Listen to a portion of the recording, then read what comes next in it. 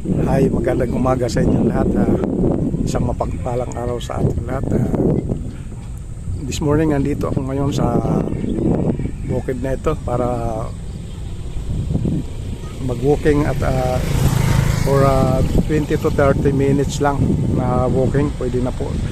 At laking bagay po ito sa kalusugan natin.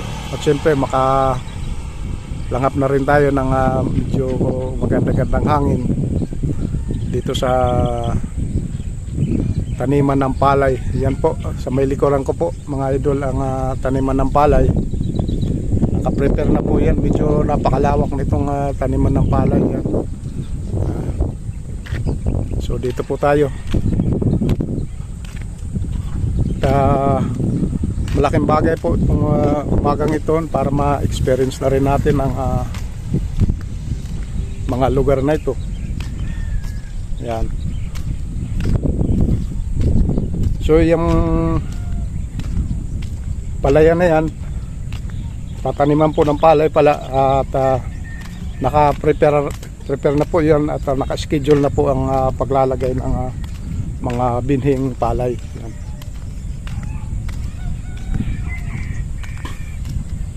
Yan.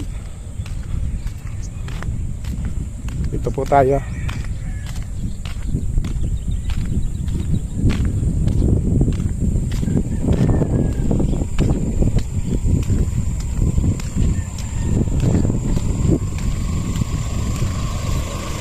Siyempre magkabilang side po yan. Yan, taniman po ng palay din yan, yung lugar na yan. Yan mga idol.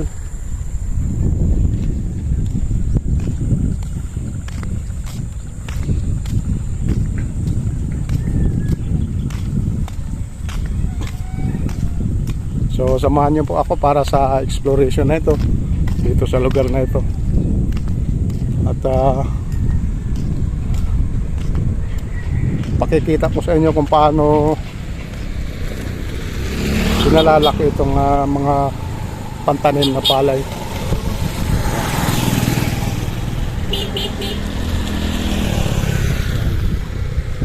Ang daanan na ito, yung pilapil na ito, yung nagsisilbing daanan pagka tatawid tayo sa kabilang taniman. Yan.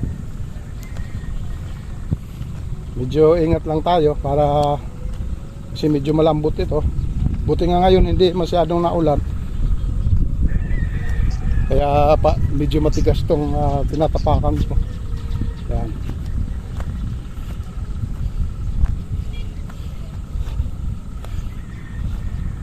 Kasi pag nagkamali po tayo, yan po sa may gilid na yan, siyempre may tubig at medyo malambot yan. Kaya mag-iingat po sa paghakbang. Yan, para hindi magkamali ang ating yan. Ito na po ang sinasabi kong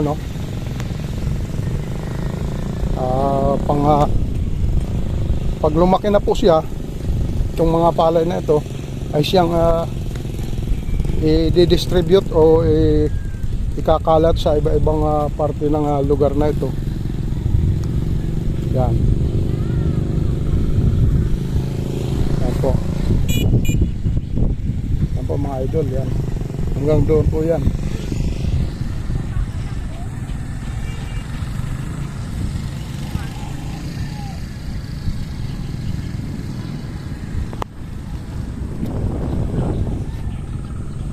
So ito na po. Yan. So palalakihin siya ng mga ilang araw o isang linggo, 2 linggo. Saka na sila ililipat sa yan dito sa mga lugar na ito. Yan, hanggang doon po yan. Medyo malawak po yan na taniman na yan.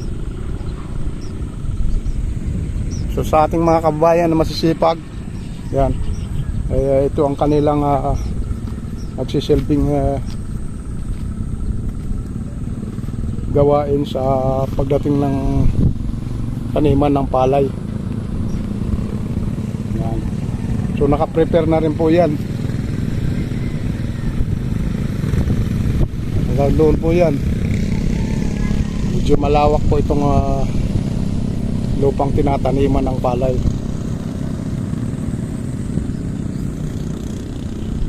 So siguro mayroon pang ibang pinagkukunan itong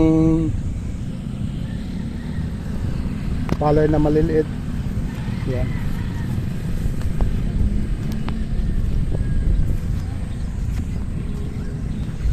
Yan po.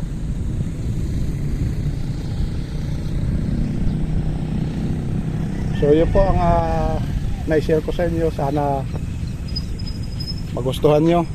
At hindi po kasi sa ibang lugar mismo yung palay yung nilalagay doon sa mismo sa ano, hindi na po nililipat. Yan po. Ito nililipat pa po ito kasi medyo masinsin at marami ito pagka sakaling naglakihan na yan. Yan. Kaya kinakalat na po sa dito sa mga taniman na yan.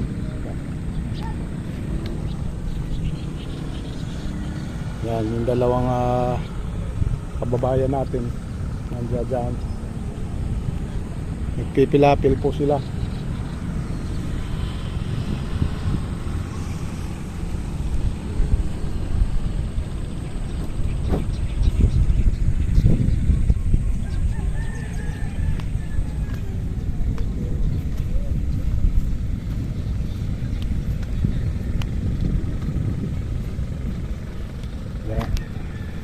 Mapapansin nyo guys, dahil sa hindi nga siya umulan ngayon, matigas po ang dinadaanan natin. Yung tawagin nga nilang pilapil. Ayan. Kasi sa magkabilang gilid na ito, medyo malambot pa yan.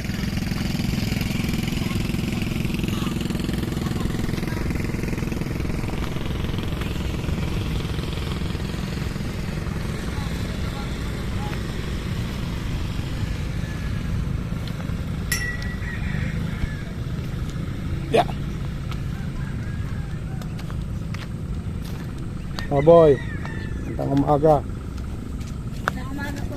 Ayan. Walang ginagawa nyo dito? Wala po. Ha? Wala po. Tambay Parang lang po. ano lang kayo. Ang tawag nito. Papalipas oras. Opo. O kasi linggo ngayon ano, walang pasok. Pumapasok ba kayo? Opo. Anong grade na? 5 po. Anong pangalan mo po? Ezekiel po. Ezekiel po. Ezekiel. Carl po. Ayun. Ryan? Carl. Ryan. Anong grade ka na, Ezekiel? Ano po? Grade 5. Grade 5 at saka 2. grade 2. Ba't mag-close talaga kayo, magkaibigan? Dito ko po yan. Ha? Dito ko po. Dito mo siya. Ganun ba? Pero mas matanda ka kasi sa kanya, ano? Pero dito Dahil po mo siya. grade 5 na po yan. Grade 5 to grade. Ayan. Batid dyan sa mga kaibigan mo, mga mami mo. Ayan, batiin mo. Shout out dyan ka mo sa mga kaibigan. Shoutout po kay mama. Sa mga kaibigan ko dyan, mga pinsan, yan, mga kapatid. Para makita kayo sa YouTube po, sabihin mo. Sa YouTube, Facebook and YouTube. Yan, batid ka po. Shoutout po kay mama. Makikita kayo ngayon dyan sa mga kamag-anak nyo. May mga kamag-anak ba kayo? Opo. Malayo, ano? Sa malalayong lugar, saan yun? Yung iba po sa Mapangkalin. Ayun po sa Maynila. Sa Maynila pa. O yan, batiin mo sila doon sa mga taga Maynila. Yan. Shoutout po kay tita po. Ayan, kay tita mo. Mga pinsan mo. Gamay anak. Shoutout kay Francis. Yan. Malay mo, makakita ka doon sa Facebook ko. Ezekiel po. Ezekiel pala ito ah. Ayan. Yan po mga kaibigan si Ezekiel. Dito po sila nagpapalipat ng oras o nagbabanding ng kanyang tito. Ayan. Dito sa bukid na ito, taniman ng palay. Tagpuan ko po sila minsan nag-aano sila dito. Parang nagbabanding na rin kasama sa papapasyal dito sa lugar na ito. So anong mga nilalaro niyo ngayon? Wala ba kayong ibang pag-abalahan? Wala po. Wala ano. Hindi niyo malaman kung ano. Buti hindi kayo nagagadget ano. May cellphone na po ako May cellphone na medyo mas maganda yung ganito nakakapasyal ano sa mga ganitong lugar kasi may experience natin. Saka masarap dito yung pasyal-pasyal sa lugar na ito. Pag may pasok kasi hindi natin magagawa ito ano. No. Ayan. Maraming salamat sa inyong dalawa, no? Ezekiel, yan. Thank you. Bye-bye na, bye-bye. Yan. Okay po. Okay, thank you.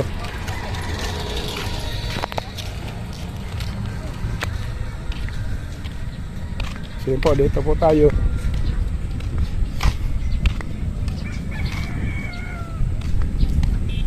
Tay, So, yung channel, Kuya Romeo Vlog pa. Wala, nakalimutan, sorry. Kuya Kuya Romeo Vlog. Romeo Vlog. Nakakat na.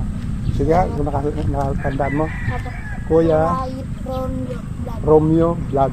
Okay, nandun kayong dalawa ha. Sige, thank you.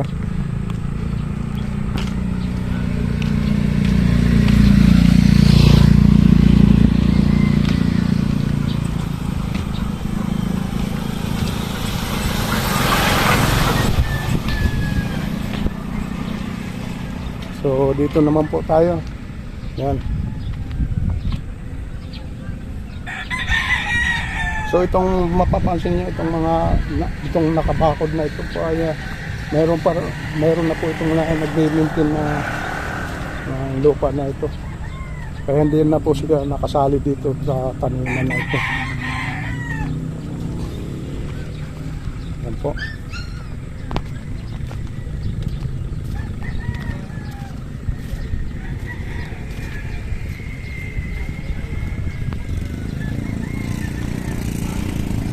Ito po ang napakalawak na nakaprepare na para sa pagtataniman ng palay. Yan. Hanggang doon po yan. Yan.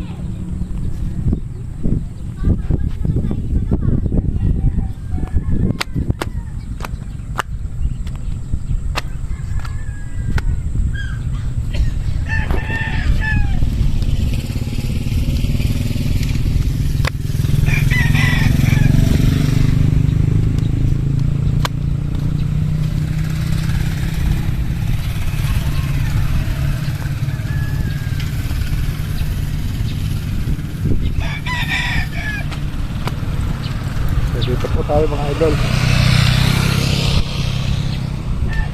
So, yun po ang aking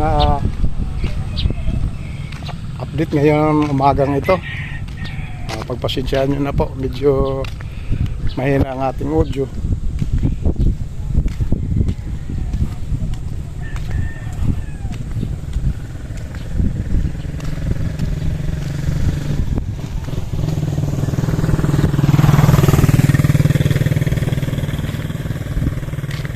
Yan. Okay lang po tayo mga kaibigan.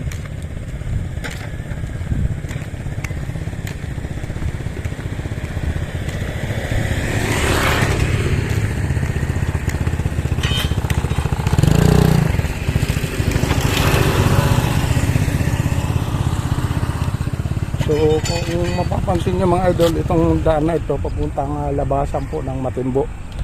Yan. Ito yung pinaka shortcut way ng papuntang Matimbo. At dito naman po ay papuntang Barangay Bangkal na po. Yan. Pag diniretso mo yan, Barangay Bangkal po yan.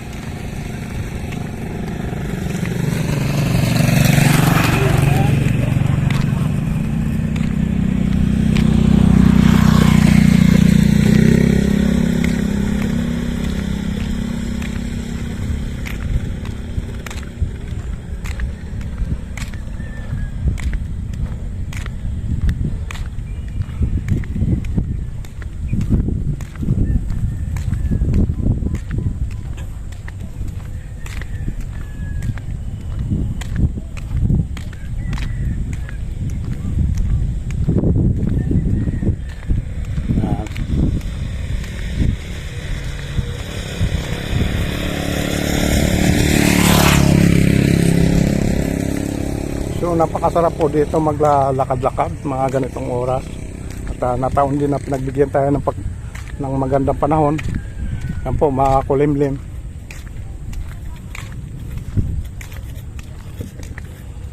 At dito naman po, mayroon tayong may kababayan tayo dito nga pangsamantalang naninirahan sa lugar na ito habang hindi pa ginagamit itong lupa na ito.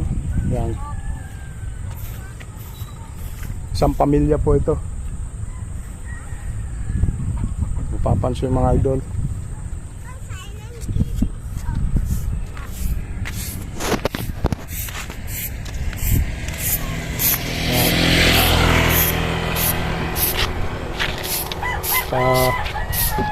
Yan, may dalawang kids dyan na naglalaro sa mga pinamigay na upuan na yan.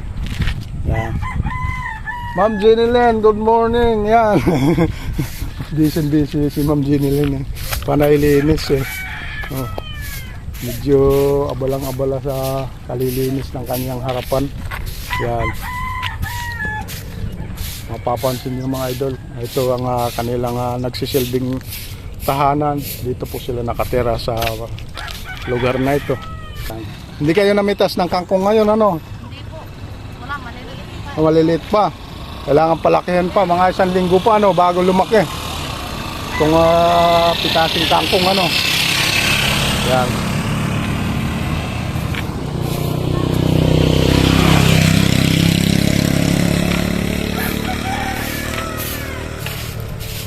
Yan po ang kanilang tirahan.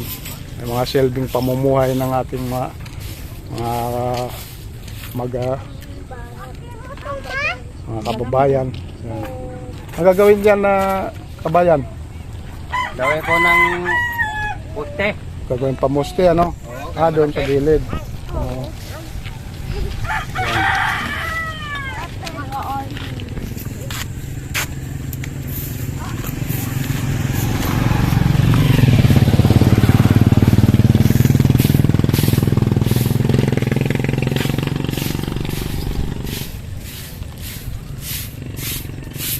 Yun po, kung mapapansin yung mga idol, marami na rin na nagbibigay dito yung mga pinaglumaang mga kagamitan sa bahay, itong mga pangsala. Yan. Pagka kasi nakabili na sila ng bago, yan, pinamimigay na yung mga pinaglumaan na gamit na ito. Yan, mga idol.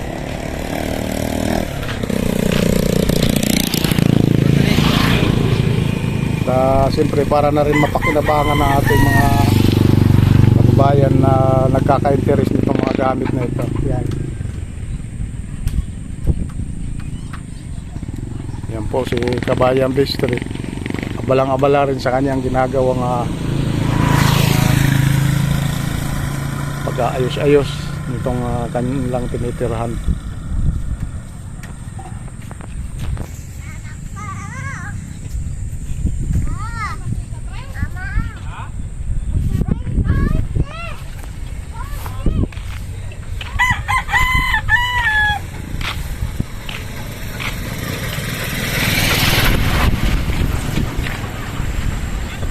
Ito rin ang pinakagilid nitong bahay nila.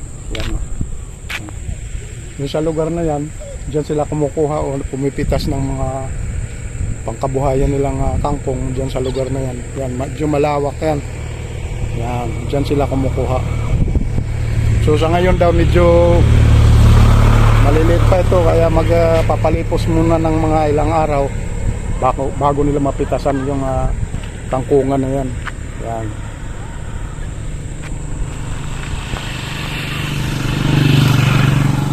So yun po mga idol, maraming salamat po sa inyong lahat, sa mga solid viewers, solid supporter.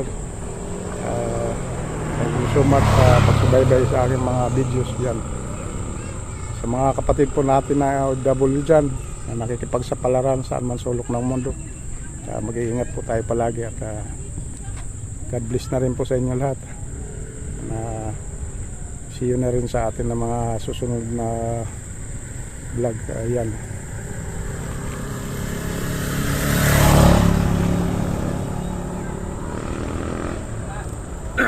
Po, thank you so much. Sana mabuhay po kayo.